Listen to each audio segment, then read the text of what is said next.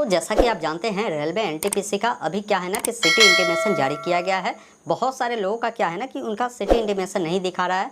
जब वो चेक करने जाते हैं तो उनको दो प्रकार के मुख्य रूप से एरर आते हैं। पहला है इनकरेक्ट क्रेडेंशियल कर एक एरर आता है और बहुत सारे लोगों को ये भी एक एरर आता है कि बताता है कि वहाँ पर कि dear candidate city slip not live. इसका क्या मतलब है? इन दोनों समस्या का जो भी समाधान है मैं आपको बताऊंगा और कैसे आपको आपकी जो सिटी इंटीमेशन है वो चेक होगा, एडमिट कार्ड कैसे चेक होगा, उसका पूरा स्टेप बाय स्टेप प्रोसेस इस वीडियो में बताई जाएगी। ध्यानपूर्वक अंत तक देखिए।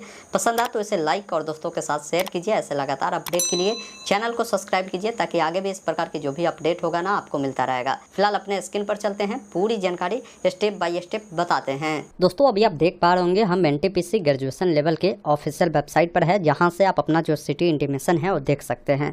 अब देखिए यहाँ पर सिटी इंटीमेशन देखने से पहले दो तीन चीज़ों को आप ध्यान रखिए। सबसे पहला चीज़ है कि आपको अपना रजिस्ट्रेशन नंबर सही से डालना है। अब रजिस्ट्रेशन नंबर की जानकारी अगर आपको नहीं पता है तो यहीं पर आपको लिंक मिलता है rrbapply.gov.in, जिस पर आपको क्लिक करना है। उसके बाद देखिए एक ऑप्शन मिलता है अप्लाई का, जिसके नीचे एक ऑप्शन मिलता है ऑलरेडी हैव एन अकाउंट का, जिस पर क्लिक करना है। अब चाहे तो आप अपने आधार नंबर से लॉगिन कर सकते हैं या आप चाहे तो आरआरबी का जो अकाउंट है जिसमें आपने फॉर्म भरने में मोबाइल नंबर ईमेल आईडी दिया था, उनमें से दोनों में से कोई एक डिटेल डालेंगे। जो पासवर्ड आपको मिला है उसे डालेंगे, चेकबॉक्स पर टिक कर लॉगिन करेंगे। पासवर्ड नहीं पता होगा तो फॉरगेट पासवर्ड पर क्लिक कर अपना मोबाइल नंबर या email ID, date of birth को डालकर कैप्चा कोड डालकर आप प्रोसीड करेंगे तो आपको पासवर्ड आपके नंबर पर भी भेज दिया जाएगा, जिसकी मदद से लॉगिन करेंगे। उसके बाद आपको पहले देखना है कि भाई आपका एप्लीकेशन का स्टेटस जो है वो प्रोविजनली एक्सेप्ट है या नहीं है। प्रोविजनली अगर आपका फॉर्म एक्सेप्ट है तो इसका मतलब है कि आपका फॉर्म बिल्कुल सही है। अब आप अपना एप्लीकेशन स्टेटस को चेक करिए, जिसके लिए यहाँ पर एक रजिस्ट्रेशन नंबर लिखा हुआ है। इस रजिस्ट्रेशन नंबर को आपको नोट कर लेना है, उसे यहाँ पर फिल करना है। डेट ऑफ बर्थ का जो भी आपका डेट होगा, जो मंथ होगा उसे डालेंगे, जो भी आपका ईयर होगा उसे डालना है। इस कैप्चा कोड को डालकर लॉगिन वाले विकल्प पर क्लिक करना है। उसके बाद हो सकता है आपके सामने इस प्रकार का एक मैसेज आए, dear candidate city slip is not live at for your application. इसका मतलब ये हुआ कि कैंडिडेट का अभी जो सिटी इंटीमेशन है इनका लाइव नहीं हुआ है। देखिए मैं एक चीज बता दूं, रेलवे ने ऑलरेडी नोटिफिकेशन जारी कर ये अपनी तमाम जानकारी को बता रखा है कि एग्जाम हम जो ले रहे हैं वो 5 जून से स्टार्ट कर रहे हैं और 24 जून तक चलेगी।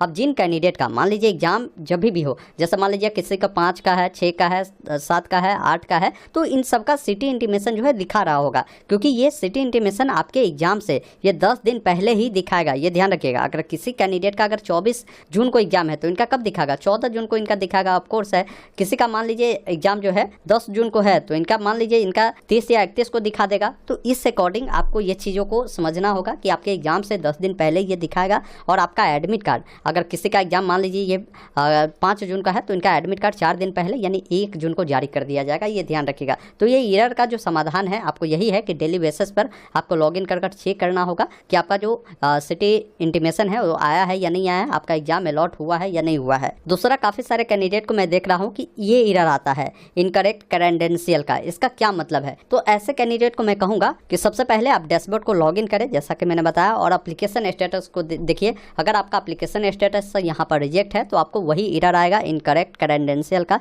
लेकिन अगर आपका ये एप्लीकेशन स्टेटस एक्सेप्ट है फिर वो एरर आ रहा है तो वैसे स्थिति में घबराने की जरूरत नहीं है। आपको यहाँ पर देखिए एक नंबर दिए गए हैं, आप इस पर कांटेक्ट कर सकते हैं। ये सर्वर का इशू है, आप यहाँ से हेल्प लेकर आप इन समस्या का जो समाधान है वो करवा सकते हैं। ये कोई बड़ी इशू नहीं है, आपका फॉर्म जो है एक्सेप्ट होना चाहिए। सर्वर के कारण हो सकता है ये एरर आए। अगर आपको ये परेशानी आ रही तो यहाँ पर नंबर से बात कर आप समस्या का हल कर लीजिए। लेकिन जो कैंडिडेट अपनी डिटेल को डालकर जैसे ही लॉगिन करते हैं तो उनका अगर मान लीजिए एग्जाम अलॉट होगा, जैसे इनका देखिए 6 जून को एग्जाम है ना, तो इनका सिटी इंटीमेशन दिखा रहा है कि भाई इनका एग्जाम पटना शहर में होगा, बिहार राज्य में ये पड़ता है, और 3rd शिफ्ट में इनका एग्जाम चलेगा। उनका सारा टाइमिंग बताया है कि भाई 1st शिफ्ट में अगर आपका एग्जाम होता है ना तो 7:30 बजे से लेकर 8:30 बजे तक हर हाल में आपको अंदर पहुंच जाना है, यानी 7:30 में पहुंचिए। आपकी एंट्री स्टार्ट रहेगी, 9 बजे से एग्जाम होगा। 2nd शिफ्ट वाला का 11:15 से जो है अंदर घुसने की अनुमति मिलेगी।